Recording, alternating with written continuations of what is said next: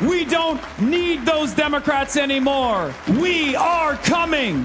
We are unbossed. We're unbought. We're unbound. And we will become undeniable. Hasan Piker just pulled a stunt that's so crazy and so insulting, even many progressives are calling him out.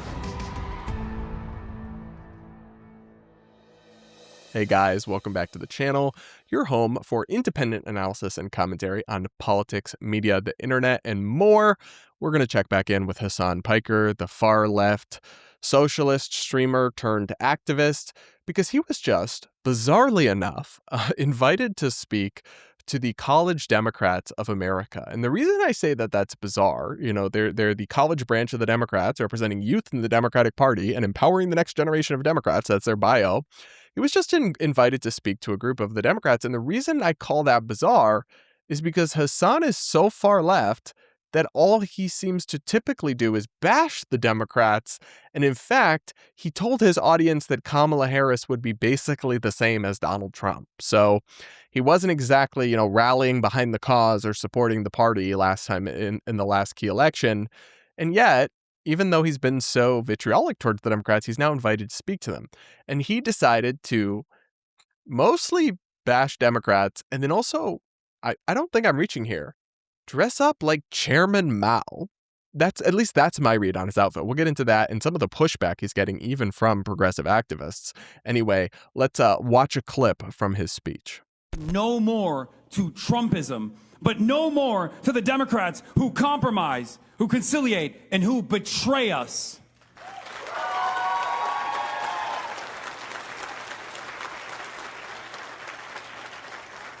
No more to the fascist reactionaries, but no more to the Democrats who will collaborate and cooperate with the fascists, who will fund ICE, who will fund Israel, who will help poison the planet. Sorry, did he just suggest that if you fund ICE, so if you're a Democrat who has at any point voted to have internal enforcement of immigration, right? Even just to deport dangerous people, deport criminal aliens or murderers, that makes you a fascist collaborator? I'm sorry, but at that point, that means nothing. You're watering down that accusation to the point of nothingness. That's basically a widespread view that's not remotely authoritarian or far right, that you need to have a federal law enforcement agency enforcing immigration law and removing dangerous people from your country. Now, that's not the same thing as supporting kind of the over-the-top crackdown and a lot of the controversies related to ICE under the Trump administration, but he's just blasting Democrats who voted to fund ICE ever, at all, to any extent, as fascism enablers. And yet he is invited and welcomed in at the College Democrats of America. It's like, but you're such a bad faith critic of even the party you're there speaking to, and yet the audience loves you and cheers. It just does not make sense to me. But it tells you something bleak about the future of this party. I will say that. Anyway, let's finish the clip here. And then we need to talk about this outfit, because what the heck is he wearing? And am I right that he's trying to cosplay Chairman Mao? I kind of think he is. Who will stiff workers and help bosses. We don't need those Democrats anymore. By which he means all non-ultra leftists. No, we have a message. We are coming. We are unbossed. We're unbought. We're unbound. And we will become undeniable. Thank you.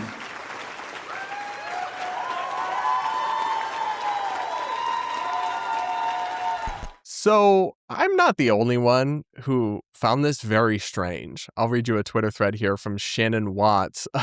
She points out that Hasan is dressed like Mao and talking about how much he hates the majority of Democrats as an invited guest of College Dems. She says, our party having a normal one. She then says, before plagiarizing Shirley Chisholm, Piker says, we don't need those Democrats anymore, meaning anyone who isn't a socialist. He is a dangerous, hateful extremist, and anyone campaigning with him, including El Sayed, should be held accountable by voters.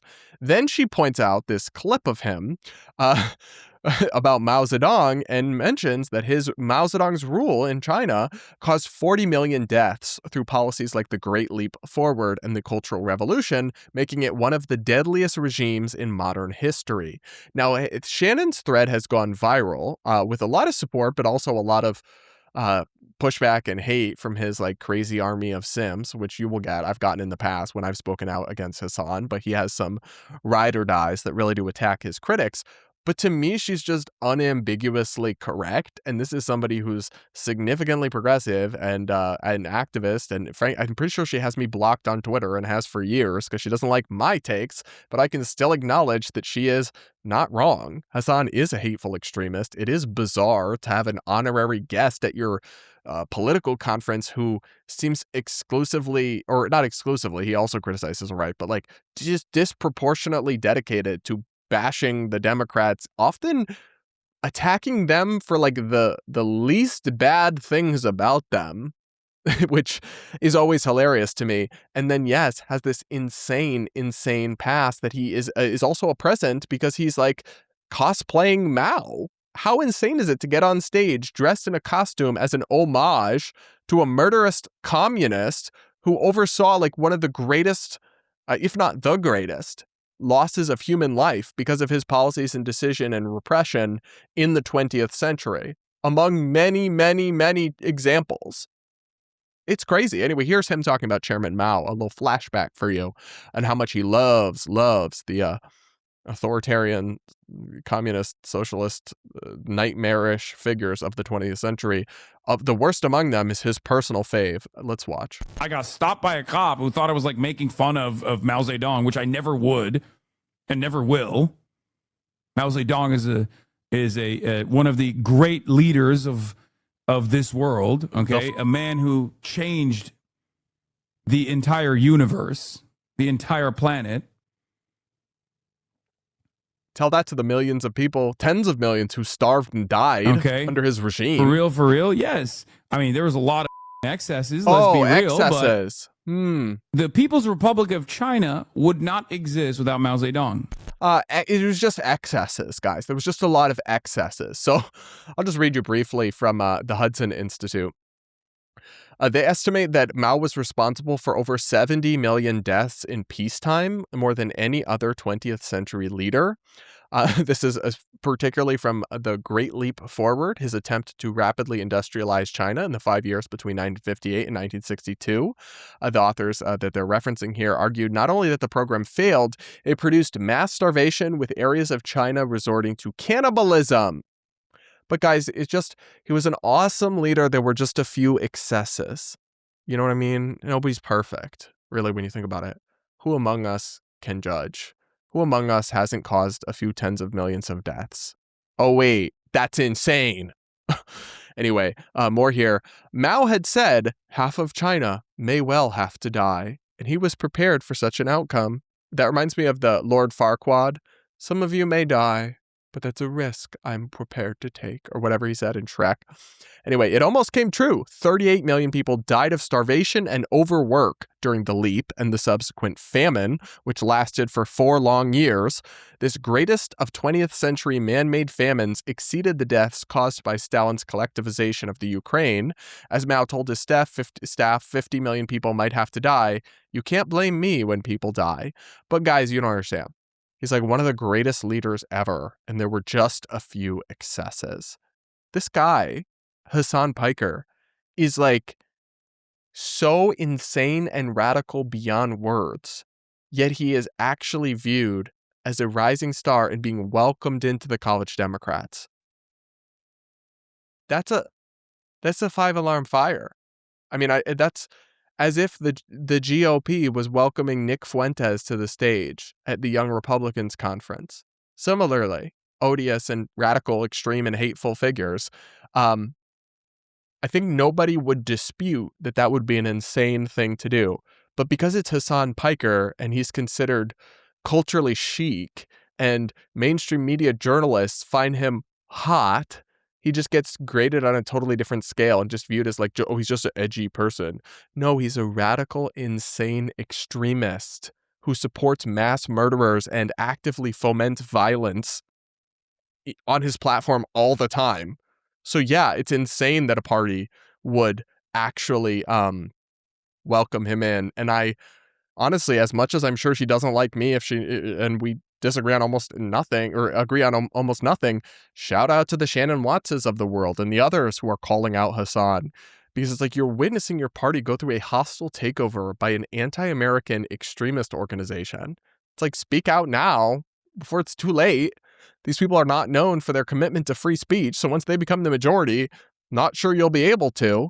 Yet Hasan actually, and this I think is the most disturbing part of this entire story, is that Hasan, according to him, and I don't know if this is true, but I kind of believe him, given the fact that he was invited to the college Democrats, welcomed and cheered.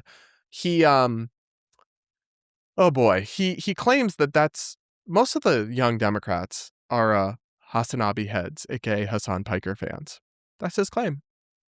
In which case, they're cooked, utterly and totally cooked, be hopeless beyond repair. But let's listen and then discuss. Let's watch. The college Dems are all basically Hasanabe heads. I know a kid running for Georgia college Dems is a Hasanabe head. Yeah. No, I realize that now. When I first got invited, I had no idea. I didn't understand what the event was like. I didn't understand what the organization looked like, but these are all like staffers and people that are, college students and stuff that are all trying to work within the Democratic Party, but most of them are Hasanabe heads, apparently. Oh my God, we are so cooked, chat. I mean, if that's true, and the young rank and file of the Democratic Party, the next generation of leaders, candidates, staffers, activists, fundraisers, just the apparatus that makes a party function and exist and shapes its future, if the huge swaths of them really are Hasanabe heads, aka fans of this leftist extremist who supports authoritarian mass murderers and openly, like, he calls for violence or supports violence on his stream with some regularity. Let the streets run red with the blood of landlords. Republican senators should be killed, he says over and over again on his stream. It's like, then things are even more dark and dire than we know. The kids are not all right would be an understatement if what he's claiming here is true. And honestly, he might be slightly overhyping it because there's like a little bit of a selection bias between who contacts him and who sends him notes or who he's hearing from. But I don't really doubt it. Like, I don't really dispute it. It sounds about right, actually, when you look at the polling and you look at the preferences of a lot of these young left-wing people. And I fear we may be cooked, chat. I fear that we may be headed towards a country where the Democratic Party is primarily consumed by DSA-style leftism that is totally hostile to American institutions, the Constitution, and our way of life, the economic system that made us so prosperous and successful. And then the right becomes a toxic combination of blood and soil nationalism tainted with some racial animus and nativism, with also a disdain for economics, like free market economics, Reaganism, and kind of a populist European style muscular government conservatism that also wants to enforce socially conservative dogma. And so you end up with the worst of both worlds, the Stephen Miller versus Hasan Piker duo of American politics. I hope that's not where we're headed, but increasingly it does kind of look like that may be the case, in which case it's a wrap, folks. We are cooked. Well, maybe not. The American experiment shall endure and has been through a lot worse, and I'm sure we could come out the other side of it, but it's certainly, we would not be in for a good time. I don't know. That's my read of this situation. I do appreciate the progressives who are actually calling this out, but I fear it may be too late. They may have already, the Hasanabe fans have already infiltrated and are taking over. And it's really just a matter of how long the Democratic establishment can kind of hold out. But their demise and the takeover of these extremists seems to be a matter of when, not really a matter of if. That's my read on the situation, but you guys will have to let me know what you think in the comments below. Do make sure you're subscribed if you aren't yet. Do hit the like button while you're at it, and do consider becoming a channel member if you can. We're building a refuge. We're building an island for the semi-normal, non-extreme middle here, or just people who are open to different ideas and don't blindly pledge themselves to one of these two radical bases. Really, if that's you, then you are welcome here and needed here, because just pandering to one of those extremes is the best business model. But I do something different, so I do need support from viewers like you. Hit the join button or click the link in the pinned comment to become a channel member. With that, guys, we'll leave it there for this one and be back with more, I'm sure, real soon.